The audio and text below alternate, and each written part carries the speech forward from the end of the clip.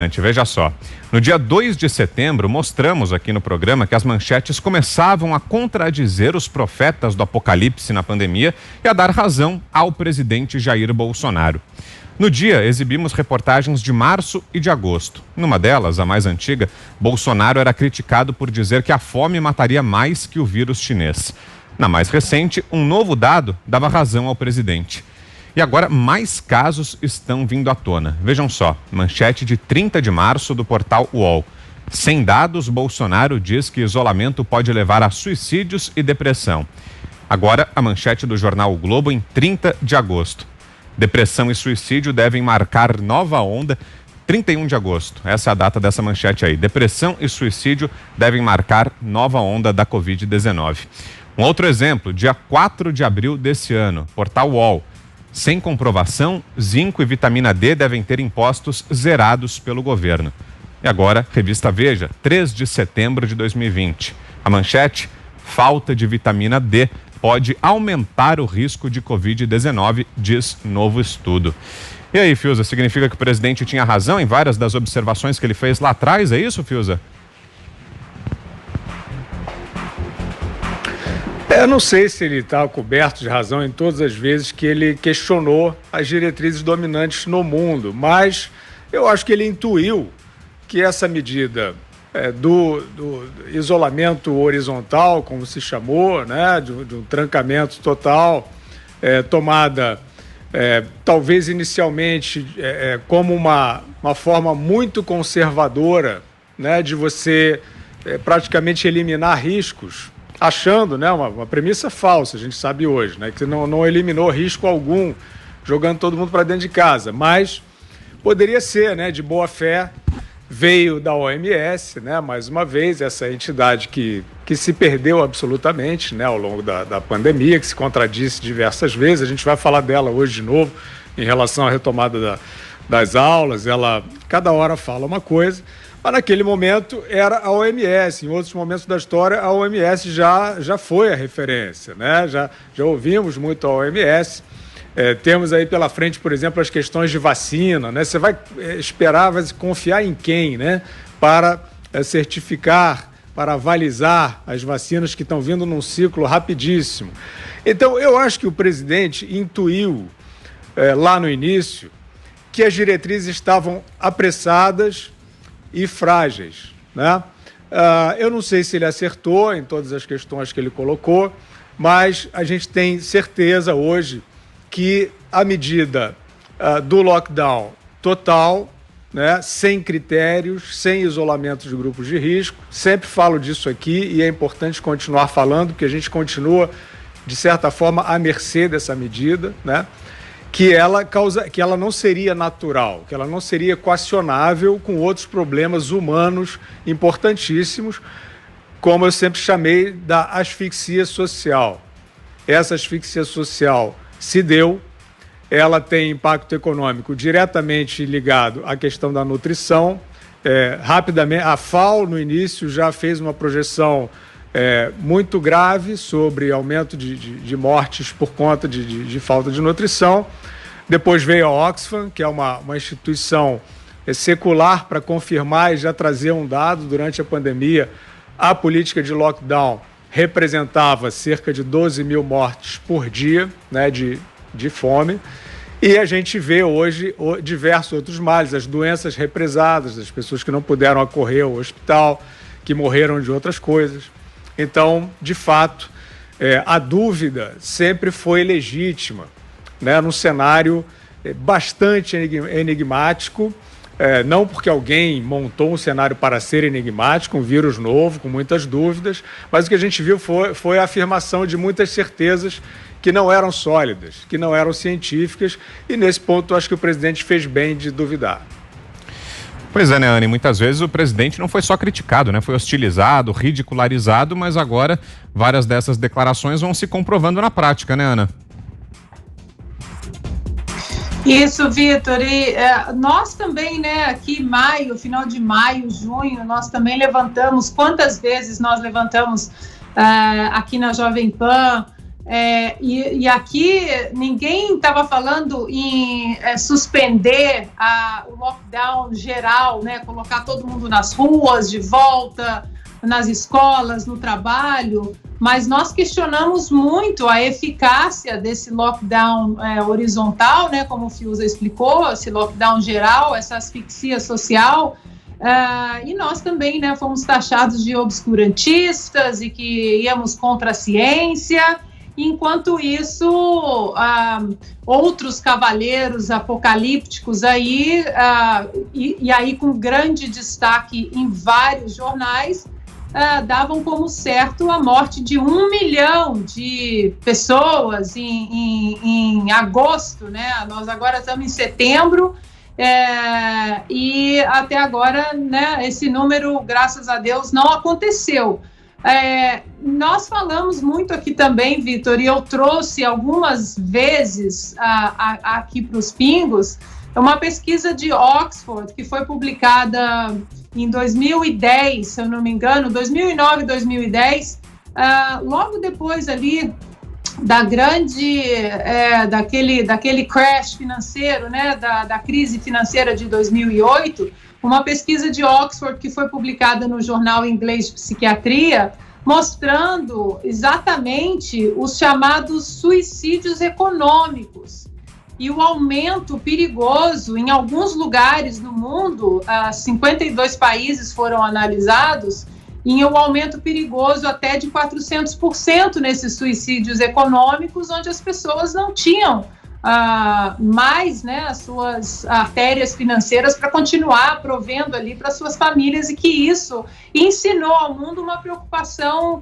grande em relação a países com uma economia saudável, com propostas econômicas saudáveis, exatamente com essa preocupação. Ou seja, a história já mostrava para a gente que o sufocamento ali de uma economia ao ponto de trazer desespero para as pessoas, era muito prejudicial. A história mostra isso, mas não só o presidente, mas muitos de nós fomos taxados de obscurantistas, né? E aí o tempo, senhor razão, da razão, tá demonstrando que o nosso questionamento no passado, que nem era certeza, o que nós falávamos e discutíamos era exatamente isso, Vitor.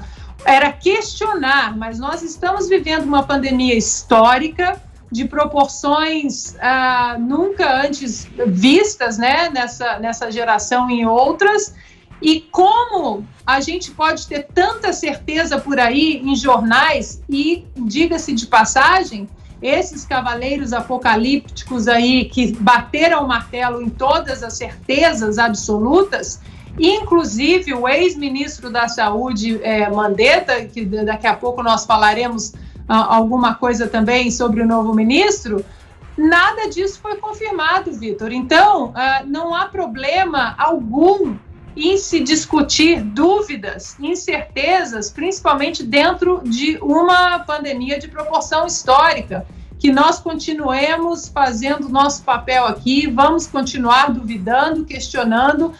Duvidamos do lockdown horizontal para todo mundo, sempre defendemos o lockdown para as pessoas sensíveis, com comorbidade, para os grupos de risco. Agora temos que começar a questionar também a abertura das escolas. As crianças estão há 6 meses dentro de casa, isso está afetando o desenvolvimento infantil, não só no Brasil, mas no mundo. Vamos continuar questionando, sim, vamos continuar questionando a abertura da economia, vamos continuar questionando a vacina, a eficácia do uso da vacina, do uso das máscaras. O nosso direito como cidadão é de questionar, sim. Nessa pandemia histórica, Vitor, quem tem certeza de tudo está mentindo. Você, Zé? Essa é a verdade. Olha, o Imperial College London é uma grande instituição, uma das maiores universidades do mundo, seguramente, em todos os rankings, figura ali entre de primeiro a 10, no máximo ali o 15º lugar, ou seja, é um grande centro, inclusive de inovação, nós devemos ao Imperial várias inovações e, vamos dizer, saltos na história da humanidade. Mais de 110 anos de existência. Então, não há dúvida. E é uma referência em medicina, ciências em geral, arquitetura, engenharia. E foi lá montado, então, este sistema espalhado pelo mundo pela OMS. A OMS, nós acreditávamos, até essa pandemia, uma credibilidade muito grande sobre destinos da humanidade em termos de saúde. E a gente viu, talvez eu considero que trata-se de um momento da OMS, de uma diretoria fraca demais, né, virou um cabide de emprego e que jogou muita gente no buraco e ficou perdido. Faltou esta grande liderança mundial, inclusive para transmitir experiências, porque o rastro do coronavírus 2 estava correndo pelo mundo, era pegar a experiência de onde deu certo, que deu certo em outros países. A OMS não fez isso. E esta fórmula aí do Imperial College acabou sendo levado e chegou aqui no Brasil. Os governadores ficaram com medo de realmente ser verdade, e aí as pessoas morrendo e os cadáveres sendo creditados aos gestores, aos governadores. E aí o primeiro foi aqui no Distrito Federal, Ibanez Rocha, que ouviu a OMS, natural, né? A OMS naquele momento era a palavra. E fechou tudo, fechou tudo. O Brasil é o país com o maior número de dias parados nas escolas, estudantes sem aulas, né? E saiu como uma corrente pelo Brasil. O ministro da Educação na época, Henrique Mandetta, traçou um quadro assim absurdo. Foi ao presidente Jair Bolsonaro e disse: olha, os carros do Exército vão buscar corpos nas ruas, desse jeito. Aí o presidente Bolsonaro não acreditou naquela possibilidade. Ele ouviu, evidentemente, não é da cabeça dele, ele ouviu outras versões. E entre outras versões, estava ali Osmar Terra, que era ministro da Cidadania, e que mostrou como funciona uma epidemia e como funcionaria uma pandemia que acabou se transformando. Ele pegou, era secretário de Saúde do Rio Grande do Sul, e pegou H1N1. Chegou ali pela Argentina e começaram ali a morrer pessoas, e inclusive profissionais de saúde. Ele imediatamente fechou tudo e mandou pesquisar, analisar, e chegou à conclusão de que se tratava do H1N1. E ali foram tomados cuidados e tal. Qual era a receita? Não é possível fechar uma escola onde não exista nenhum caso. E houve. Ele citou o exemplo. Lá em Cascavel, uma universidade federal inteira foi fechada, não existia nenhum caso no Paraná inteiro, no estado inteiro, e fecharam a escola, a Universidade Federal, para se ter uma ideia. Era um vírus perigoso? Era. E lá no Imperial College mostrava exatamente como era a transmissão, uma possibilidade de transmissão muito alta, a letalidade nem tão alta assim, mas a transmissão muito alta que possibilita o aumento do número de mortos, né? E aí isso se alastrou pelo Brasil. O presidente Jair Bolsonaro identificou, não se pode fechar tudo, e fechar até quando? Aí o ministro sabe-se lá Deus quando, né? Agora imagina, um país inteiro fechado durante 1 ano, 2 anos. Isso não é possível. Isso não é possível. E mais, o próprio ministro Osmar Terra vaticinou. Num determinado momento, todos nós teremos contato com esse vírus. Só se alguém for para uma ilha deserta, né? Qual era a estratégia? Proteger a rede de saúde. A rede de saúde. Então, a quarentena, o isolamento, nunca foi para proteger a pessoa, mas sim proteger a rede de saúde. E nisso, o Brasil se deu muito bem. A curva de mortes no Brasil, podem verificar, não teve aquele pico de vários países. Foi só do Brasil. Foi um patamar alto, constante, mas um patamar que acabou não enchendo os hospitais. E acabou aprovando também a fortaleza, a força e a necessidade do velho SUS. Nós temos um sistema de atendimento a todos na saúde e funcionou. Tá, posto isso, o governo se organizou e chegou à conclusão de que, parando tudo, haveria prejuízos na economia, e a economia com problemas acaba provocando mortes do outro lado. Falta de atendimento. Quantas pessoas morrerão em decorrência dos vazios nos exames médicos? Ninguém, durante um bom tempo, saiu para fazer exames necessários de identificação de doenças, inclusive doenças que poderiam ser mortes que poderiam ser evitadas, né?